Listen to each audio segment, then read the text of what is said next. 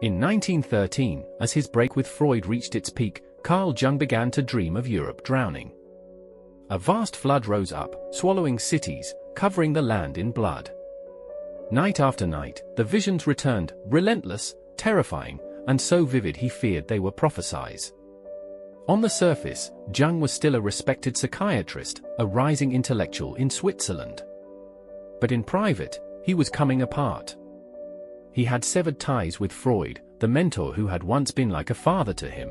His reputation was uncertain, his friendships shattered, and now his own mind was showing him images he could not explain.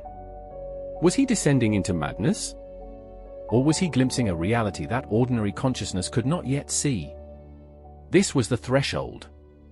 The moment when Jung first realized that consciousness is not a steady light, but a fragile flame, one that can flicker, fracture, and reveal entire worlds hiding in the dark. Long before the flood dreams shook his adult life, Jung had carried a secret awareness. As a boy, he felt divided into two selves. One was the ordinary Swiss schoolboy, a playful, anxious about exams, eager to please parents and teachers. Jung later called this side personality number 1. But beneath it was another presence, personality number 2. This self felt timeless, deeply authentic, as though it belonged not only to an old man from centuries past but to something eternal. When Jung sat alone under trees, he felt this figure thinking and knowing through him. While personality number 1 cared about grades and chores, personality number 2 seemed connected to eternity itself. This double life disturbed him. In public, he wore the mask of the boy. In solitude, he felt the gravity of another self inside. Even before he had the language of psychology, Jung intuited that consciousness was not singular. It was layered, divided, a dialogue between masks and depths. Later, when visions overwhelmed him as an adult, Jung would recognize the pattern. The confrontation of 1913 was not a random collapse. It was an escalation of something he had always known, that the mind is never one, but many. By 1913, Jung's split was no longer just internal, it was public. He had broken with Sigmund Freud, the man he once called a father figure. Their partnership had promised a revolution in psychology, but their visions of the mind diverged. For Freud, the unconscious was a reservoir of repressed desires, mostly sexual in nature. For Jung, that explanation was far too narrow. He saw hints of myth, symbol, and spiritual depth that Freud dismissed as fantasy. The break was devastating. Jung lost not only his mentor but also his place in a growing movement. Former colleagues turned their backs. Intellectually and spiritually, he was cut off, yet he was not without resources. He had his wife, Emma, who supported him, and his medical practice, which provided stability. But when it came to the strange forces rising in his psyche, he stood alone.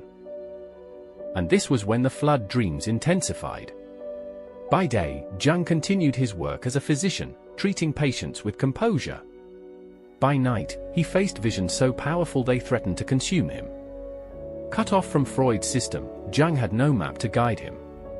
The theories he once relied on no longer explained what was happening inside his own mind. And so, in the silence of his isolation, the unconscious began to break through with full force. The visions came in waves. Jung began recording every image, every dream, every whisper from the depths. He feared psychosis, yet he forced himself to enter the storm willingly. He painted, he wrote, he surrendered to what he called his confrontation with the unconscious. It was during this period that he developed his method of active imagination, deliberately dialoguing with his inner figures rather than repressing them. In time, he would gather these experiences into the massive, illuminated volume later known as the Red Book. But in 1913, he had no guarantee he would survive with his sanity intact. He met figures that terrified and fascinated him, serpents and gods, prophets and demons. Among them was Philemon, an old man with wings who spoke with the authority of ancient wisdom. To Jung, Philemon was not a mere figment of imagination. He was a teacher, a presence that showed him the unconscious was not chaos, but a living order. In those moments, Jung realized something radical. The ego, the everyday I he had identified with, was only a fragile fragment. Beneath it stretched a vast sea of unconscious forces, filled with archetypal images that belonged not just to him but to all of humanity. This was the turning point. The terror that he was losing his mind gave way to the possibility that he was glimpsing the very architecture of consciousness itself. But it was a dangerous discovery. To mistake these visions as personal destiny meant madness. To reject them meant repression and emptiness. He had to learn how to stand at the threshold, neither swallowed nor inflated. To awaken to the unconscious is not only terrifying, it is intoxicating. Jung quickly saw the double edge of this discovery. The visions he encountered carried the weight of eternity. To stand before a godlike figure, to hear a voice that feels wiser than any human, it was tempting to believe he had been chosen. That he was more than a man, that he was a prophet. This is what Jung would later call inflation. It happens when the small ego identifies with the vast powers of the unconscious. A dream of a king becomes proof of royal destiny. A vision of divine light becomes evidence of sainthood.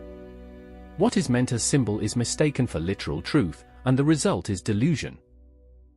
Jung knew the danger because he felt the pull himself. The archetypes in his inner world were immense, larger than anything the rational mind could hold. To merge with them was ecstasy. But he realized that the true task was not to become them, but to integrate them. They were not revelations of his divinity, but signs of a deeper psychic order. This warning is as relevant now as it was then. Many who stumble into unconscious material, through trauma, psychedelics, or sudden spiritual experiences, fall into the same trap. They emerge speaking as prophets, convinced they have uncovered ultimate truth. In reality, they have only been possessed by a fragment of the unconscious. For Jung, becoming aware of consciousness meant learning to walk a razor's edge. On one side was the abyss of psychosis. On the other, the abyss of inflation. To survive, he had to hold the middle path, humble enough not to identify with archetypal power, but brave enough not to flee from it. As Jung surrendered to his visions, he began to notice something extraordinary. The images rising in his mind were not his alone. They echoed humanity's oldest stories. When serpents appeared, he remembered the dragon myths of Europe and the world serpent of India. When he encountered heroic journeys, he saw their parallels in the epic tales of Gilgamesh and Odysseus. The wise old man, the shadowy double, the feminine guide, all were figures found in myths, scriptures, and folklore across cultures. What Jung had first feared as hallucination now revealed itself as something larger. The psyche was speaking in the language of archetypes, the same motifs that had shaped religion, legend, and art for millennia. One image became especially important, the mandala. Circular, radiant, symmetrical, these patterns appeared spontaneously in Jung's dreams and drawings, especially in times of inner chaos. He later discovered their presence in Hinduism, Buddhism, and other traditions, where they symbolized wholeness and the center of being. For Jung, the mandala was not just a cultural artifact. It was the psyche itself trying to heal, creating a symbolic map of order within disorder. Consciousness, he realized, was not a single linear thread. It was a web of symbols, a dialogue between personal experience and universal patterns. Becoming conscious, then, was not simply thinking more clearly. It was learning to read the symbols within dreams, myths, art, and visions, as one might read a sacred text. To Jung, they revealed that the unconscious was not madness at all, but a hidden architecture of meaning. Jung was trained as a physician, but what he uncovered through his visions went far beyond the medicine of his time. And now, more than a century later, modern science is beginning to echo some of what Jung intuited. Neuroscience shows that the vast majority of brain activity never reaches awareness. Decisions begin before we think we've made them. Memories are rewritten as we recall them. Emotional impulses shape choices long before reason arrives. What Jung called the unconscious, researchers now describe as hidden neural networks, the silent machinery driving our lives. One discovery in particular resonates with his insights: the default mode network, the brain system active when we daydream or reflect inward. It is here that the sense of self emerges, and it is here that disruptions, through meditation, trauma, or psychedelics, can dissolve the ego and open awareness to something larger. This doesn't confirm Jung's theory of archetypes or the collective unconscious. But it does underscore a theme he never abandoned, that consciousness is only the tip of the iceberg, and the hidden depths shape us more than we know. Jung also reached beyond science. He studied the Upanishads, Taoist philosophy, Tibetan mandalas. He saw that these traditions described consciousness not as a rational machine, but as a living mystery, a unity that must hold opposites together. To awaken, in their language, was to see through the illusion of separateness. For Jung, this was the bridge. His visions had shown him the same truth, that consciousness is not merely logic or thought, but the fragile light by which we hold together chaos and meaning, self and world, the known and the unknown. Jung's confrontation with the unconscious was not a single event that ended with clarity. It was the beginning of what he later named individuation, the lifelong process of becoming whole. Individuation does not mean perfection. It means integration. The ego must come to terms with the shadow, those qualities we deny in ourselves, from envy and rage to selfishness and fear.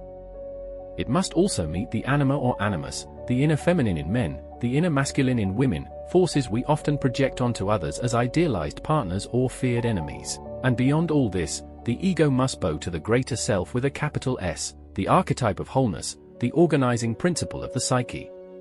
This is not an easy journey. To integrate the shadow means admitting the parts of ourselves we wish to disown. To acknowledge anima or animus means reclaiming what we have cast onto others.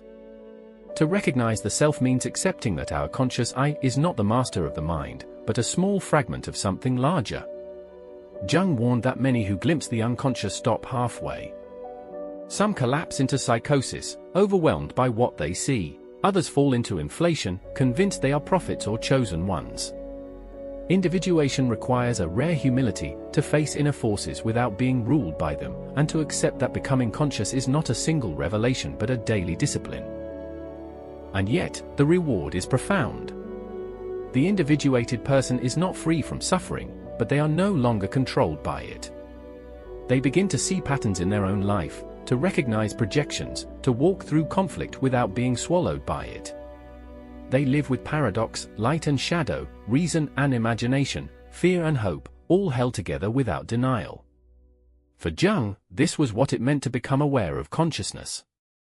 Not to master it, but to enter into relationship with it, to live with its depths, its dangers, and its possibilities. Jung believed that no one escapes the unconscious. If we refuse to face it, it does not disappear, it acts out in our lives, disguised as fate. He warned, until you make the unconscious conscious, it will direct your life and you will call it fate. The shadow we ignore does not stay hidden. It erupts in anger we can't control, in relationships that repeat the same destructive patterns, in addictions that numb what we refuse to confront. On a larger scale, what a society represses returns collectively, in violence, prejudice, even war. Jung later wondered if his flood dreams of 1913 foreshadowed the First World War, though he also saw them as symbols of upheaval beyond any single event. This is why becoming conscious is not a luxury. It is survival. The cost of repression is neurosis, projection, or destruction, whether in the life of an individual or in the destiny of a civilization. Jung's own crisis could have ended in madness.